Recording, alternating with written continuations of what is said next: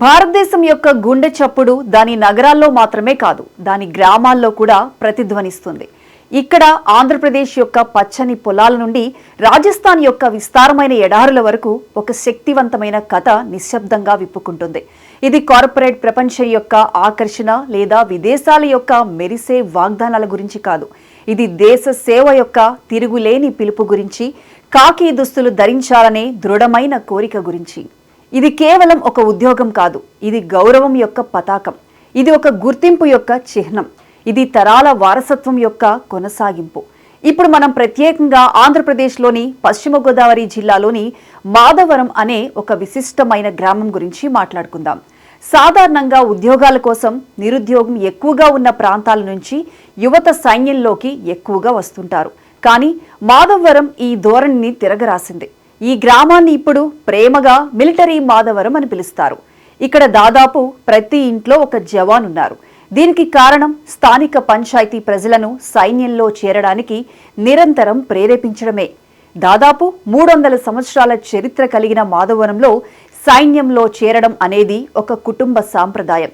ఒక తరం తర్వాత మరొక తరం ఈ గ్రామంలోని పురుషులు దేశం కోసం తమ జీవితాలను అంకితం చేశారు.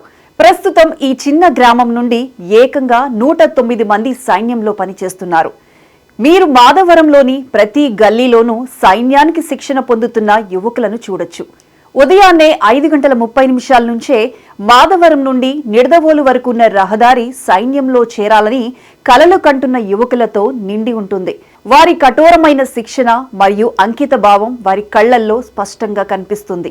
ఇది కేవలం ఒక ప్రాంతానికి మాత్రమే పరిమితం కాదు. ఆంధ్రప్రదేశ్లోని గుంటూరు జిల్లాలో ఉన్న కొండపురం వంటి గ్రామాలు చిన్న చిన్న ఆర్మీ శిక్షణ కేంద్రాల వలె మారిపోయాయి.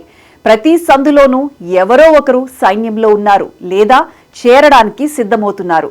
రాజస్థాన్లో జుంజును జిల్లా భారతదేశపు సైనికుల గ్రామంగా ప్రేమగా పిలువబడుతుంది. ఇక్కడ తండ్రి నుండి కుమారుడు మరియు తాత నుండి మనువడు దేశాన్ని రక్షించడానికి ప్రతి తరానికి చెందిన పురుషులు ధైర్యంగా ముందుకు వచ్చారు. కానీ ఎందుకు, ఏమి నడిపిస్తుంది ఈ నిశ్శబ్ద విప్లవాన్ని? సమాధానం ఆ గ్రామాల్లోనే ఉంది. అక్కడ సైన్యం కేవలం ఒక వృత్తి కాదు, అది ఒక పవిత్రమైన పిలుపు. జాతీయ జెండా కేవలం ఒక వస్త్రం కాదు, అది వారి ఆత్మగౌరవానికి ప్రతిరూపం. ఇది వారి మాతృభూమి పట్ల ఉన్న అచంచలమైన ప్రేమ యొక్క వ్యక్తీకరణ. మాధవరంలోని చాలా గృహాలు వారి కుటుంబ సభ్యులకు లభించిన యుద్ధ అలంకరణలను గర్వంగా ప్రదర్శిస్తాయి. ప్రతి సంవత్సరం 60,000 మందికి పైగా యువకులు మన దేశం కోసం తమ జీవితాలను అంకితం చేస్తూ ఆర్మీ, నేవీ మరియు ఎయిర్ ఫోర్స్లో చేరుతున్నారు. ఆశ్చర్యకరంగా వీరిలో దాదాపు 35% మంది మన గ్రామీణ ప్రాంతాల నుండే వస్తున్నారు. ఉత్తరప్రదేశ్ నుండి 1,00,000కు పైగా, ఆంధ్రప్రదేశ్ నుండి 55,000 కంటే ఎక్కువ మరియు తెలంగాణ నుండి 35,000 మందికి పైగా ధైర్యవంతులైన జవాన్లు ప్రస్తుతం మన సరిహద్దులను కాపాడుతున్నారు. చాలా మంది ఆర్థికంగా సవాలుగా ఉన్న నేపథ్యాల నుండి వచ్చినప్పటికీ వారి తల్లుల హృదయాలలో ఒకే ఒక విషయం ప్రతిధ్వనిస్తుంది: నా కొడుకు కేవలం బంగారం కాదు, అతను దేశాన్ని రక్షించేవాడు. ఈ కుటుంబాలలో మెడల్స్లోని మెరుపు జీతం యొక్క ఆకర్షణను అధిగమిస్తుంది. దేశం యొక్క గౌరవం వారి వ్యక్తిగత ఆకాంక్షల కంటే ఎంతో ఉన్నతంగా నిలుస్తుంది. ఈ యువకులు పెరిగే కొద్దీ వారు కార్గిల్ యుద్ధం యొక్క కథలను, పుల్వామా దాడి యొక్క బాధాకరమైన జ్ఞాపకాలను మరియు ముంబై యొక్క భయానక ఉగ్రవాద దాడుల యొక్క భయంకరమైన కథలను వింటారు. వారి ప్రతిస్పందన కోపం కాదు, బాధ్యత యొక్క లోతైన భావం. వారికి సినిమా తారలు ఆరాధించే వ్యక్తులు కాదు, వారి స్వంత గ్రామాలలో అమరవీరుల యొక్క చిరునవ్వు నవ్వుతున్న చిత్రాలు వారిని ముందుకు నడిపించే శాశ్వతమైన ప్రేరణ. ఇక్కడ పదవి విరమణ చేసిన ఆర్మీ జవాన్లు గౌరవనీయమైన గురువులుగా మారతారు. వారి అనుభవం మరియు జ్ఞానం యువతరం యొక్క కలలను రూపొందిస్తాయి. కాకి దుస్తులు కేవలం దుస్తులు కాదు, అవి త్యాగం మరియు ధైర్యం యొక్క చిహ్నాలు. త్యాగం అనేది కేవలం ఒక పదం కాదు, అది వారి జీవన విధానంలో అంతర్భాగంగా మారుతుంది. మాధవరంలోని యువత హుసేన్ మరియు ప్రసాద్ వంటి వారు సైన్యంలో చేరాలని చిన్నప్పటి నుంచే కలలు కంటున్నారు. వారిలో ఉన్న నిరాశ మరియు భయాలను అధిగమించి సైన్యం పట్ల వారికున్న ప్రేమ మరియు నిబద్ధత ఇంకా చెక్కు చెదరకుండా ఉన్నాయి.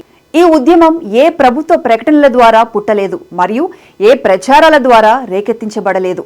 ఇది హృదయాల నుండి పుట్టింది. ఒక తల్లి యొక్క హృదయం, ఒక కుటుంబం యొక్క హృదయం మరియు ఒక గ్రామం యొక్క సమిష్టి గర్వం నుండి ఉద్భవించింది. ప్రపంచం పేరు మరియు కీర్తి కోసం పోటీ పడుతున్నప్పటికీ ఈ జవాన్లు తమ జీవితాలకు ప్రగాఢమైన అర్థం కోసం పరిగెడుతున్నారు.